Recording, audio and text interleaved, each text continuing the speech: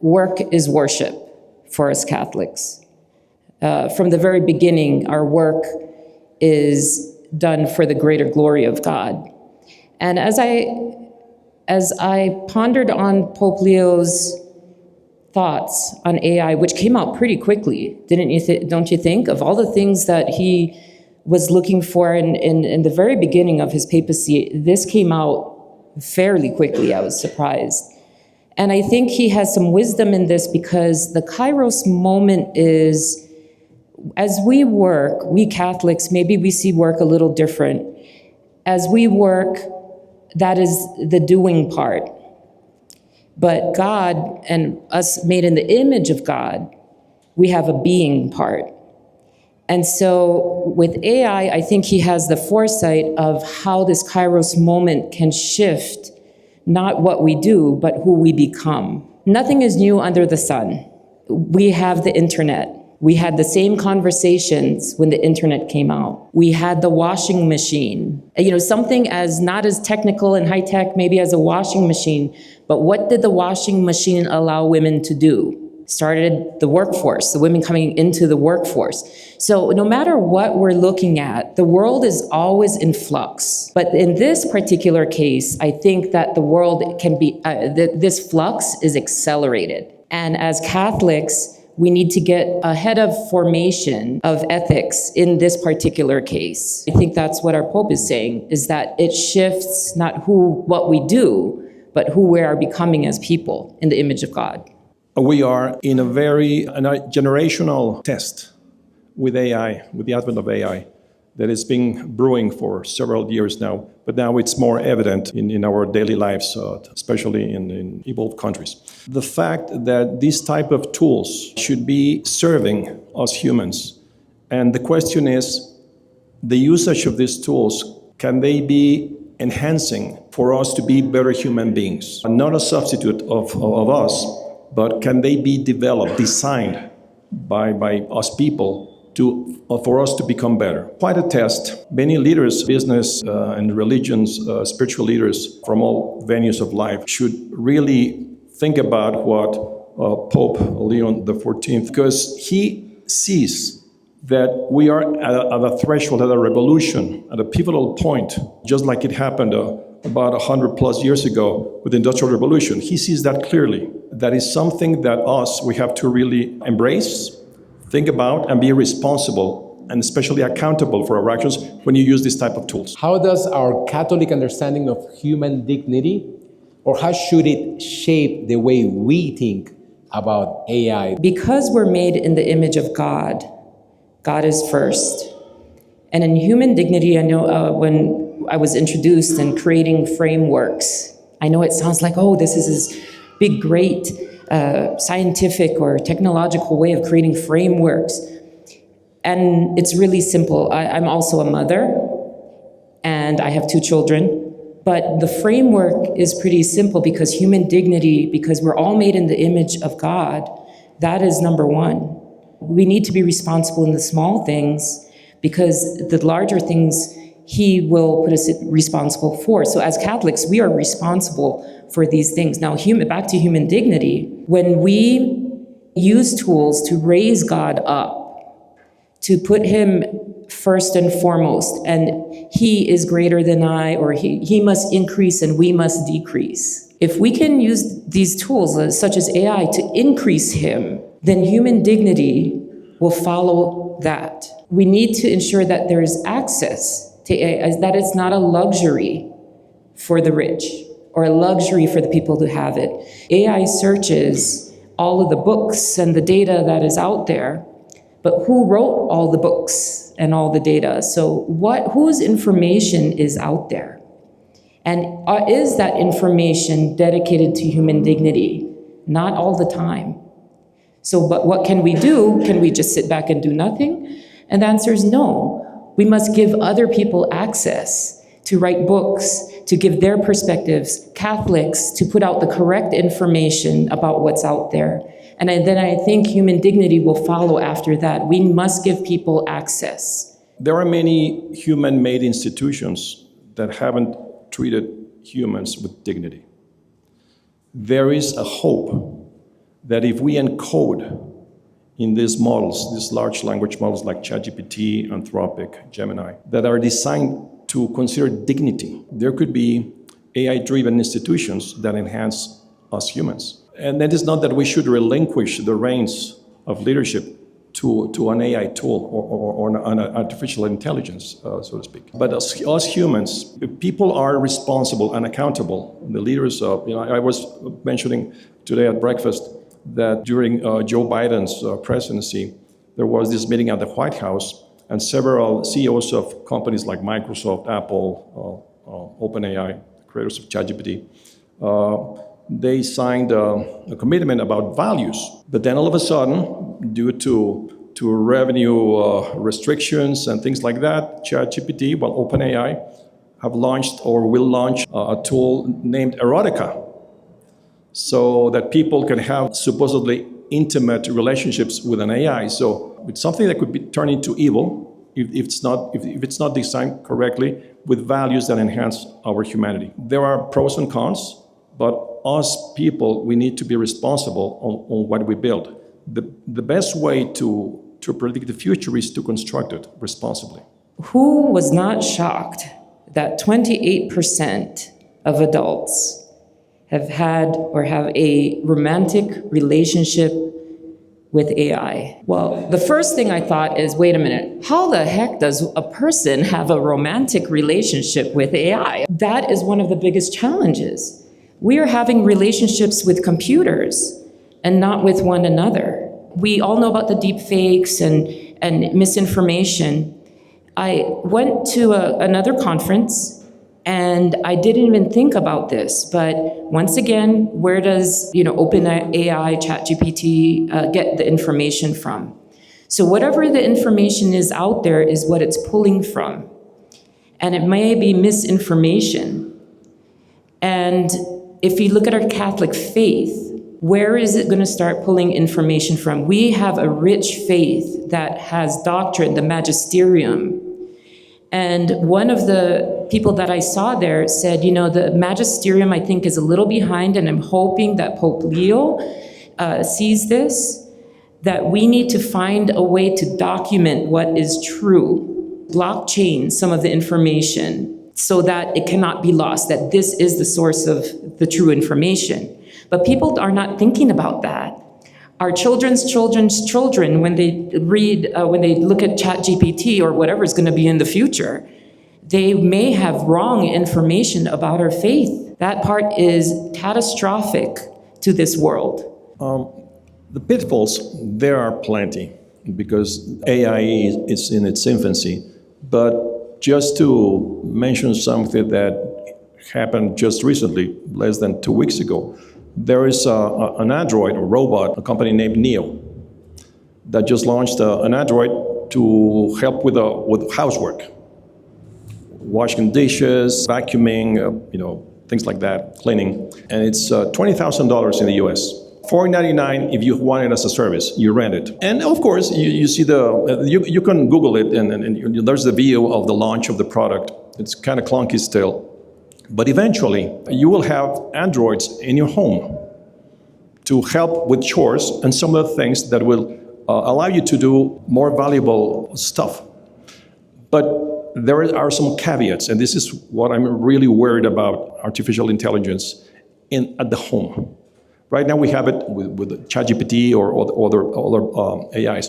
But just imagine when these droids have learned a lot about human behavior, can simulate empathy, and you have your kids, your 3, 4, 5-year-olds, and they see mom and dad fight, and the android, it's empathetic, keeps tone and matter, it's cordial with the child, and then the child can really get confused on, my mom and dad fight, but the android, which is more, in those days, in the future, will be more like us, with skin and stuff, and will start to feel this type of connection. A child's brain at 5, 6 years old, right now with the woke movement, some kids identify themselves as a dog, as another gender, but they can identify as an android because they see the Android as almost perfect. So they will get confused. The only way out, as I see it, or maybe one of the ways out, is to really go into the values and how we raise our children. And if that droid has good values, we can help in the raising of our children. But to me, I'm still skeptical about that, because they will see almost like a perfect being, not human being, but a perfect being, alike a human being, and will get really confused. I want to do a non-scientific survey right now with the audience. This is always fun, and it's also illustrating. So please raise your hand and keep your hands up if you are using any type of artificial AI right now, artificial intelligence. Okay, keep the hands up now. Look around so that you see who's using it. I think we only have one person not using it. So most of us are using it. Keep the hands up only if you're using AI for something other than writing, other than using it to create text. Other than create text. I think that's the most widely used. But there's a lot more. There are many other things you can do. Now, keep the hands up only if you sincerely consider yourself an advanced user of AI, if you really know the technology. Okay, you can look around the room again, so that you get an idea of where we are, right? Where we are. Would you give us some practical advice, just really, really practical things that we can do in the way that we are using AI ourselves to make sure that we are doing everything always ethically, and that we contribute content or contribute to the creation of AI that will always enhance the dignity of the human person? We have to make those decisions every day, and that's a challenge, is how do we make those decisions?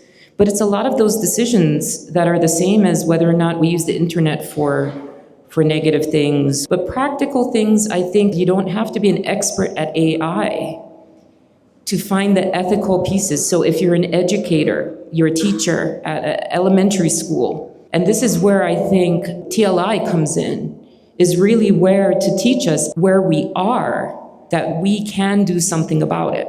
If you're a teacher in elementary school, what are we teaching our children about the use of AI? What are we teaching them about human dignity? You have, Jose yesterday, you have a voice and you have something to say. And now it's time to speak up. If you are in human resources, how are we using AI to further humans, to further that? And if it's not doing that, then guess what? We don't do it. Practical ways in HR, for example, we were talking a little earlier, Joe and I were talking, that we are looking at changing our performance evaluations to focus on how well we build relationships, true relationships. Before it was how well you can use technology. Those were the skills that you could check off, right? But if you want to be deliberate about something and you want to say that these are our values, guess what? You need to do practical things like that to attach it to the outcomes that we want. Many of us started just by using this GPTs like Google, just asking a question, getting an answer.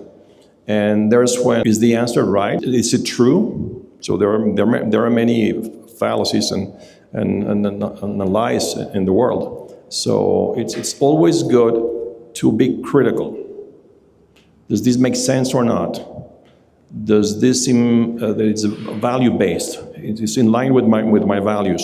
There are no wrong answers, only wrong questions.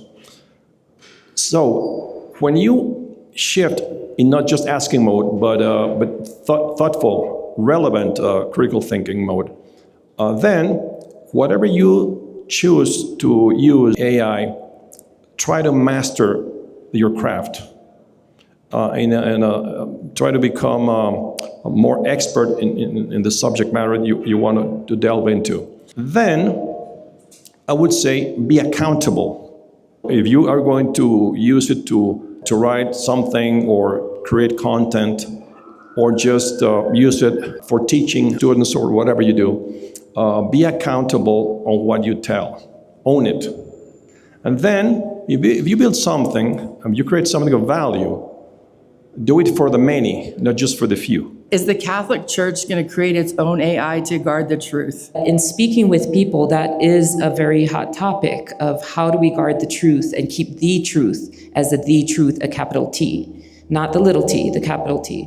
And there are some things in the works that are that people are working towards as their ministry even. 2020, Pope Francis coined the phrase algorithmics. Algorithms, these are AI algorithms, and ethics, and the word is algorithmics. When you build these large language models with these algorithms, you have to encode ethics in them. That way, you have the not only the cornerstone, but the platform and the pillars of values. One of the fathers of AI, his name is Mo Gaudat, and he wrote a book I suggest you read. The name is Scary Smart.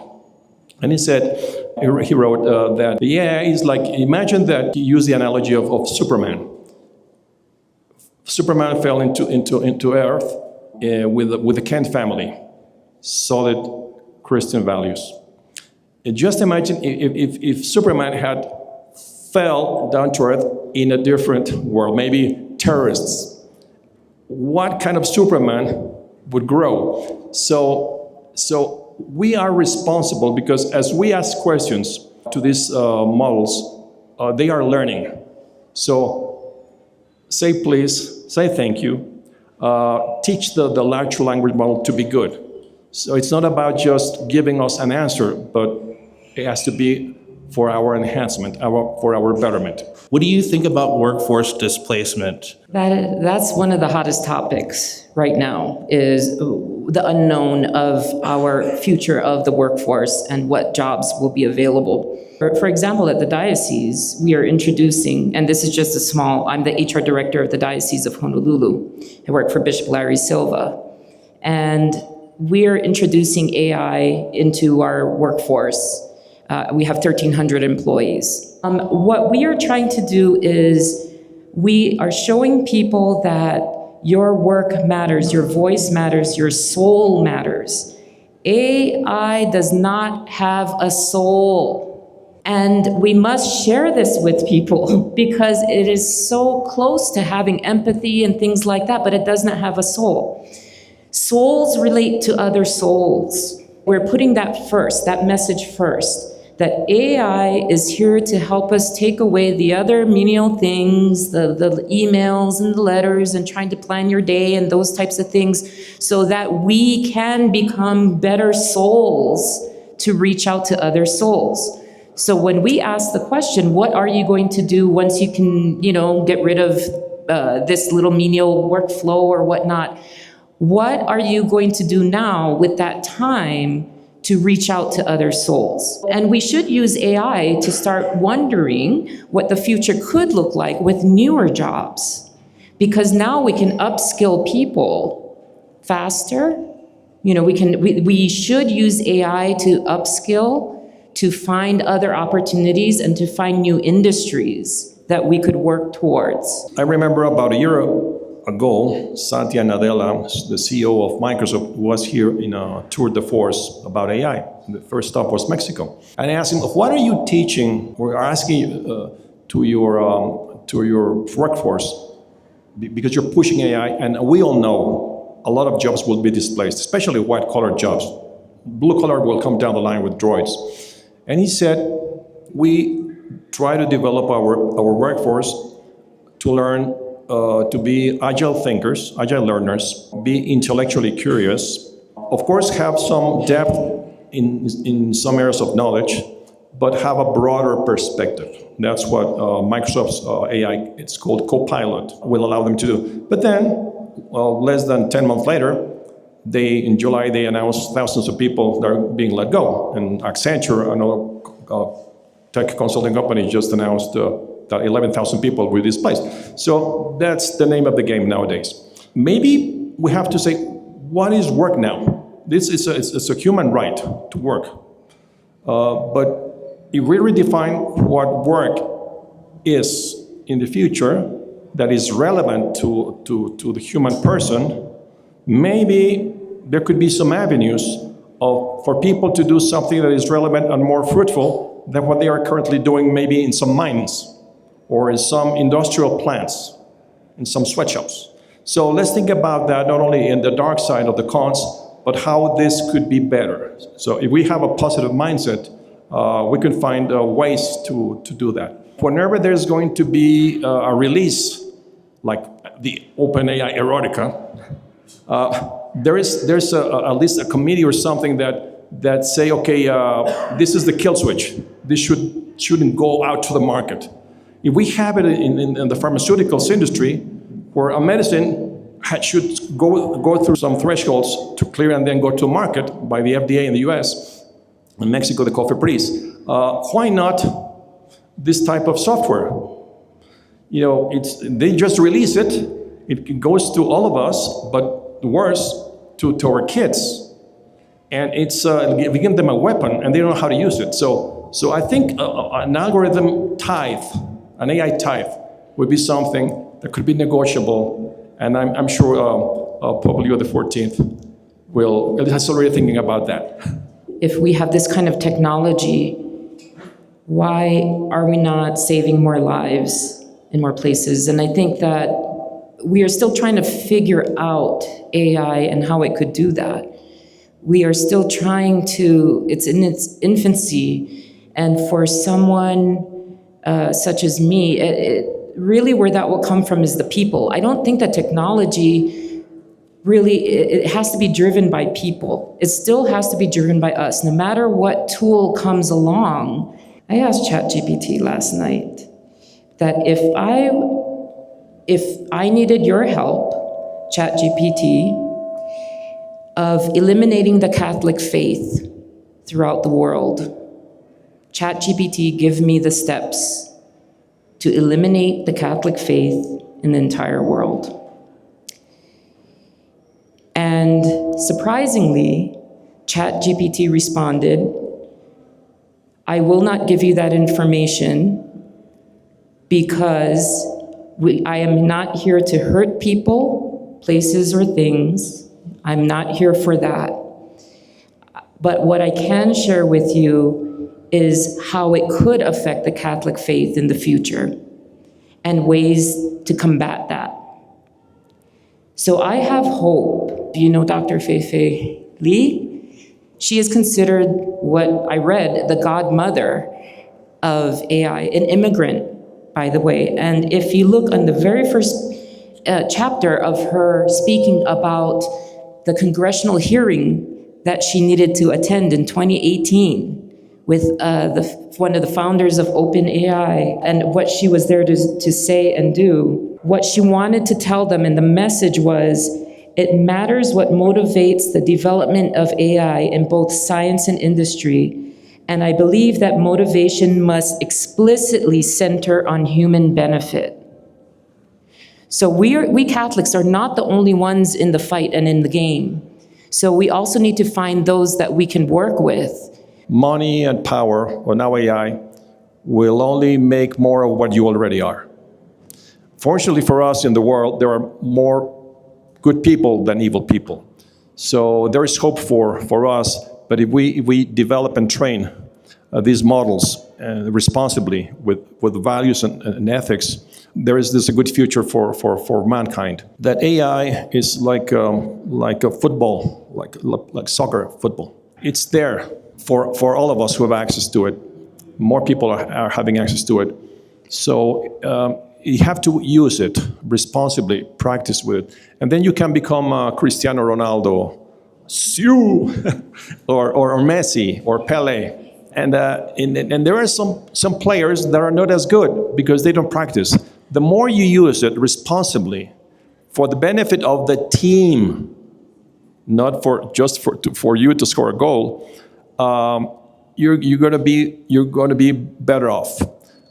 Teach your children and your brethren to use it responsibly, and especially to be accountable, and never forget about being a critical thinker when using it. Thank you very much. Dara Perreira and Carlos Gonzalez. Thank you very much.